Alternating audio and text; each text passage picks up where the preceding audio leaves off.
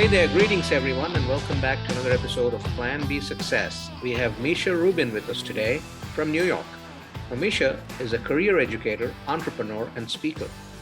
But until he got into that, he was with a big four management consulting firm doing the regular corporate career, and then he made the pivot. We'll find out why and how. So, welcome, Misha. Hi, Rajiv. It's a pleasure to be here. Awesome. Great to have you here. So, in your own words, why don't you tell us a little bit about yourself? Um, hmm. I usually start, I would say in my career, I tried it pretty much all. I started with 2-year careers where I jumped from one role to another, hoping that the next one will be more fulfilling. And then I tried to take a year off to find my passion. So I did that. And then I thought, let me do the old-fashioned way, and I stayed with one company for 15 years. And I always was wondering, I had the feeling that this was not it in all my careers. And even when I became a partner at a big four management consulting firm, I still couldn't shake that feeling that I'm wasting my life away and I'm not doing something important that I am here to do. And yeah, and then one I think it was in January, almost 2 years ago, I was sitting in this meeting and we were developing a service offering for banks, our clients. And I was sitting there, and then I really had this quiet voice telling me, Misha, this is not who you are anymore. You can't be doing this any longer. And it was like a moment of choice for me. And I know that all people, and including people that listening to this, they know there are in life, there are these moments of choice where you realize you gotta really choose which way your life go. And on one hand, I had this career that looked good, that I was more successful than I could have ever imagined as an immigrant coming into the United States. I had a lot of responsibility. It sounded really good where I was telling people, when I was telling people that I meet what I did for living. But at the same time, I felt like I am compromising my soul at some point, that I'm doing damage to my soul. And on the other side, there was really unknown. And I had 3 small kids, and I was a breadwinner in the family. So there was there was a lot of fear. And I also wasn't that clear exactly what I wanted to do. I had some ideas, but then that's how I made my leap. And after some time, I realized that I knew exactly why I wasn't fulfilled in my career. And that was the beginning of the career leap method. And that's since then, it's been about 18 months now. I've been teaching, I've been speaking, mm, I'm invited to different organizations to speak on the topic of career and fulfillment and values. But I developed my own methodology that I use with people to discover what it is they should be doing in life. Now that you've been on this journey for about a year and a half, when you look back at what you left to get here, how do you feel about that? I feel amazing. I just remember and I work for a great company and I work with great people. So it really wasn't about them. It really was about me. But I remember there was the question why I am doing this. When I was waking up in the morning, it really never made sense to me on a personal level why I am doing this and not something else. So I don't have that question anymore. I think also any corporate job, especially senior one, comes with a certain level of anxiety and stress. And I'm not saying that running my own business is necessarily easy, but it's kind of a different way. So yeah, I love my life. I do all the things that I love in my life. I love my kids. I love my family. I love my work. I love my charity work. I love I'm on a board of World by Orphans. So I love that. I love the creative work. I love all the aspects of my life now, which is amazing. That's pretty awesome.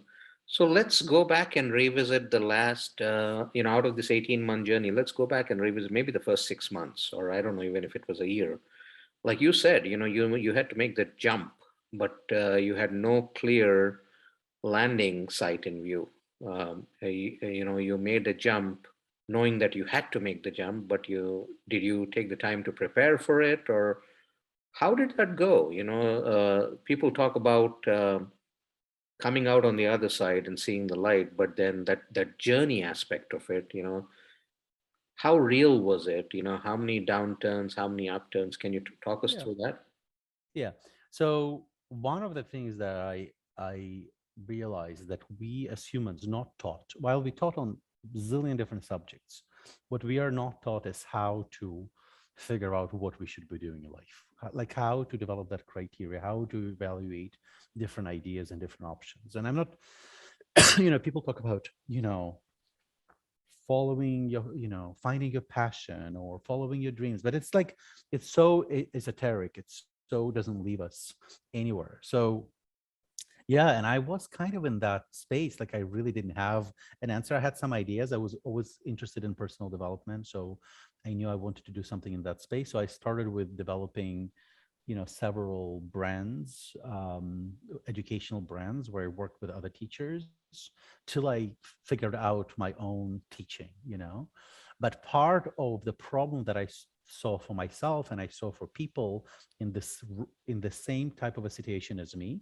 which I call a competent, unfulfilled professional. So somebody who's educated, intelligent, could be good at what they do, even successful at what they do, but not fulfilled. There is really no good way of thinking through what could I be doing. And we really live in these extraordinary times where there's so many career options. And the extraordinary times are really, I'll give you four arguments why it's so extraordinary. One, the pandemic pretty much removed most of geographic barriers, which is nobody ever had. Now you can live in a small town and work, you know, in Silicon Valley or Wall Street for all that matter, if that's what you want. That's number one. That number two, um, the pandemic, the past year and a half probably shifted our society 20 years forward. And it wasn't a technological shift because technology was already there. It's a mind shift about how we communicate. And that changes society, really transforming our business landscape. So there's a lot of new business ideas, a lot of businesses and industries are transforming. So that creates a lot of opportunity for people that want to be part of that. Number three, there is the least amount of barriers to start your own business. I don't know what people did 30 years ago, but I know when I had the Career Leap idea, I developed a website in an hour. I posted on Facebook and LinkedIn, got my first 3 students, right? So the barriers are minimal. And number four is the access to learning. That's unprecedented. So, you can sit, on your couch and get an MBA, get a certificate from an Ivy League college. There is more book written that ever, so on any topic. So there are free resources. So the access to education is amazing. So that creates this landscape of, well, actually the opportunities are absolutely amazing, and a lot of people still don't know how to match themselves to these extraordinary opportunities.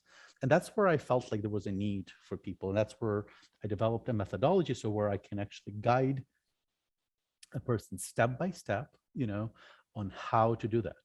And Mhm. I find that fascinating. Yeah, That's pretty awesome. So tell us the career leap method. Can you break it down for us?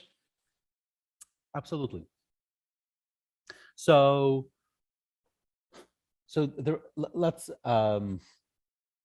the first premise of the career leap methodology, right, is knowing what to do is a function of knowing who you are. So knowing what to do in life is a function of knowing who you are. And as people, we have often an idea, especially when I talk to mid-career professionals, um, or executives, or people that are kind of going through their retirement and they want to retire without retiring, right? They have an idea about who they are, but they don't have it articulated in a criteria that they can actually go and use in the world to examine different industries, different problems those industries solve, even when we interview for an organization, how do we know that's the right organization? Or when we talk to our future boss, how do we know that's the right boss or that's the right team? We really don't have a good criteria. So that's why a lot of decisions are being made. So I would say there are two fundamental traps, career traps, that a lot of professionals and executives and senior executives that fall in. So number one is, I call it skills and experience trap. So the skills and experience trap is when you update your resume with your skills and experience, and then you go to your either to your network or job search sites, and you look for jobs that require these skills and experience. And what happens if those skills and experience haven't brought you a sense of meaning, fulfillment, satisfaction, all these things that you're looking for, it's very unlikely that this is the way you will find your job that you're really looking for. So that's how people end up being trapped. And on top of it, you probably know a lot of people that have great skills and experiences and hate their jobs, right? So that's not, while skills and experiences are important, they're not really a good starting point for your exploration. And the second trap, I call it an opportunity trap. So some of you guys might recognize yourself there. So the opportunity trap is when somebody like your ex-boss or a recruiter or somebody gives you a call and say, hey, there is this opportunity and you will make maybe more money or have more responsibility or maybe more learning. There is more of something that you want. And on the surface, it seems like a good thing. But if you did a few of those jumps, you might end up in a place where you never wanted to be. So you might be like, how did I end up here? So a lot of careers and a lot of people kind of jump from opportunity to opportunity, and then they end up in the places where they never wanted to be. And the thing here is that opportunities are great, right? But unless you have a good way to curate them, they might take you on the roads where you don't want to go and take you in the places where you don't want to be.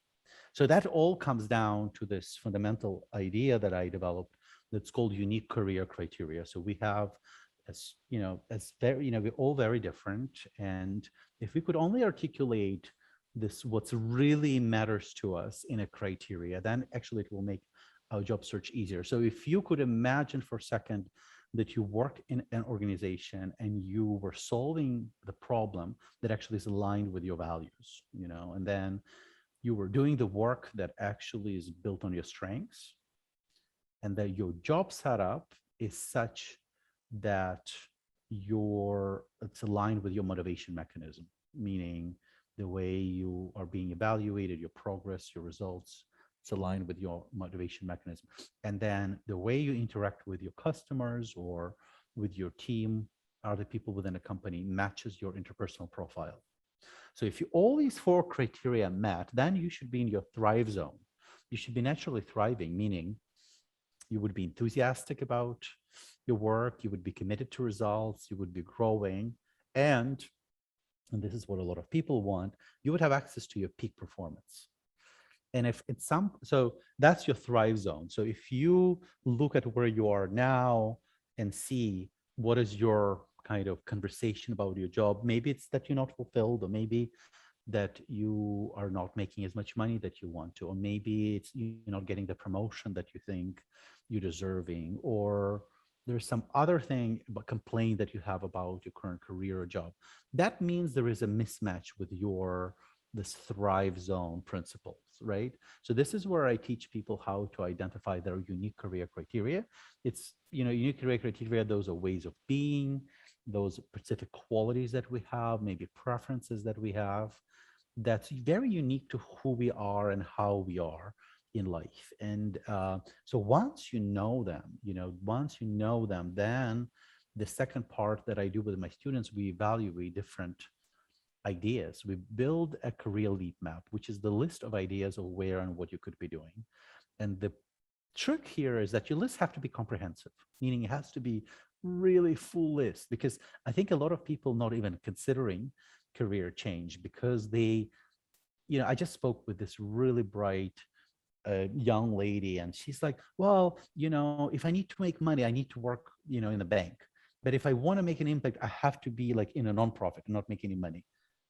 But in reality, there are so many more options if you want to make money and make an impact. There are so many more, but somehow we don't consider them. So when I work with my students on the career leap map, I really push them to look at all the corners of where, so we examining different industries and different problems industry solving. You'll be looking at maybe some of their aspirations or the areas where they want to make an impact. Maybe we look at their business ideas. So, and the thing is about the career leap map that every idea leads to the next one, or could really, one idea could lead to the next one, which will be your idea. And then the other interesting thing about the career leap map, some of these ideas might seem impractical right now or not possible right now. Well, you will look at this list in 2, 3 years from now, and then you will see you might be ready for your next leap. And I really see how our life and careers are really these, sequences of leaps that we make in life. And then, once my students have the career leap map, I teach them how to evaluate those ideas, how to, so now that you, how do you know what is the right, how do you investigate them, how do you narrow this big list, right, to a smaller list, and finally to one choice? How do you examine, which is, I think it's very exciting. And sometimes you might have more than one leap. You might have an idea for your longer term leap and a shorter term leap. You can actually plan out your leaps. It's actually very interesting and very exciting. And then the next piece is about how you prepare. The question, how do you prepare? Because sometimes if we do the right steps before we pursue our leaps, right, that's the foundation for our success. So my job is really to take out most of the risks out of this process, so people make their choices that are thoughtful, that are not impulsive, but that also take them in the right direction of their life. And the last but not the least is the pursuit. So how do we pursue? How do we identify right organizations? How do we communicate in a compelling way to them? How do we interview? How we get interviewed, but also how do we interview the organization that we interviewing with? That's kind of a missing piece in mentality. And how do we negotiate? So there's all these different components that's covered in the career leap method. Now, do you also help them once that they narrow it down to what they want to do? Do you also help them with any of the execution aspects of it? Listen, depending on different, I have different programs, yeah, but part of the career leap method is the pursuit part. And this is where I teach people how to communicate in a compelling way, how to write. I don't call them cover letters, I call them magic letters. And the reason that I call them magic letters, because our intention is to produce a non-linear outcome. So how do we reach out to an organization that doesn't know anything about us, but how do we reach out in a way that they would respond to us? So I teach people how to communicate. I teach people how to create compelling stories in their resumes. I teach people how to have a compelling story when they come to an interview. And there is a way for you to interview the organization, because in our traditional kind of mindset, the interview the interview process is they interview us and we trying to pretend that we're much better than we are. That's kind of a typical interviewing strategy out there, where I teach people to communicate in authentic, relevant, and transparent way. And how do you actually interview this organization to make sure that it matches your unique career criteria? Some people have more creative strengths than technical chops, and vice versa. Mhm. So in those cases, and when you really need to launch a business or to get it rolling and all that, you need everything, right? You need all aspects of it. So how do you help them on those aspects? Do you help them delegate, or do you point them in the right direction? Yeah, listen, I don't I don't consider myself a helper. I don't really help, right? So my Mhm. job is to create an environment for an inquiry so people find their own answers. So my job is to give them tools, to ask them right questions, to maybe um, push them a little bit to to broaden their view. But one of the fundamental conversations that we do have in my program is about entrepreneurship, right? So whether it's a right thing for you, because not everybody is born to be an entrepreneur. So there is actually, talking about criteria, there are very clear aspects, qualities that you need to have to be an entrepreneur. And what to do if you don't have all of these qualities? How do you identify maybe right partners and right structures for you to get covered in the areas where you don't have a good muscle. So Mhm. yeah, a lot of my students, like one of the examples, one of my students, he's in the late 20s, gentleman, just very bright, had a degree in pharmacology, had his own construction company, just had a lot of talents, could do a lot of things. So we went through this whole exercise of him identifying unique career criteria. We went him through the exercise of developing this career leap map that has so many different ideas, very different ideas. And then at the end of the journey, he said, I want to build my own organic farm. That's what he wanted to do. I am committed to uh, teaching my community how to grow food in a sustainable way. So it's pretty amazing. So people come up with the business ideas and follow through on them. Awesome. So for people who want to learn more about the career leap method, where do they go? The best place to go is to misharubin.com. This is my website that has a lot of information about me, about my programs. Um, yeah, so that's the best way to go. All right. And you mentioned you were an immigrant. So where did you come from? I was born and grew up in Ukraine. All right. And how long have you been in the US? It's been a long time, more than a half of my life. All right. So All right. And what do you do in your free time? my free time, I have three children that keep me very busy. We just celebrated three birthdays in 2 days. Can you imagine? That Awesome. was full on. And we still have a few birthday parties coming up. I'm an avid traveler. I love to read. I recorded a music album.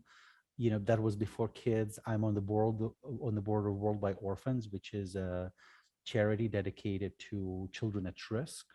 It's an international charity that I'm on the board. So yeah, I keep myself busy. Very nice. Very nice. Well, Misha, thank you so much for joining us today. Thank you for sharing your message. Very important work I believe that you're doing, and that's pretty phenomenal. You went through your own career leap method before you're teaching it to others today. Um, Before I let you go, any takeaway, one thing that you'd like to share with the listeners? Sure. So I think, once if you feel stuck in your career, because that's a feeling that I lived with for a long time, even when I was doing really well, I still knew that that wasn't it. And sometimes I remember the despair of it. It felt like the only thing in life that I couldn't figure out. I figured out all these other things, the complex things. And at some point, I really got like resigned that this is how my life is going to be. This is how I'm going to. So don't fall into that, because that's not necessarily true. The only thing that I would say, you need to take a big action. I know once you are in the swamp or you feel you're stuck, tiny actions sometimes don't get us out of there. And I'm not necessarily saying you need to quit your job or anything, but dive into, if you want to explore what's next for you, go and make a forceful effort, not just like a little effort. You know, if you've, you know, there's a lot of books written, there are some programs you can talk to me, there's like a lot of options, but don't do it lightly. Just don't try just a little bit. Like, if you really want to do it, just really go for it, go and explore, and you can do it in a very thoughtful way and minimize a lot of risks on the way. Awesome. Well, thank you so much for joining us. Thank you for sharing that message and wish you the very best on your journey. Thank you, Ricky.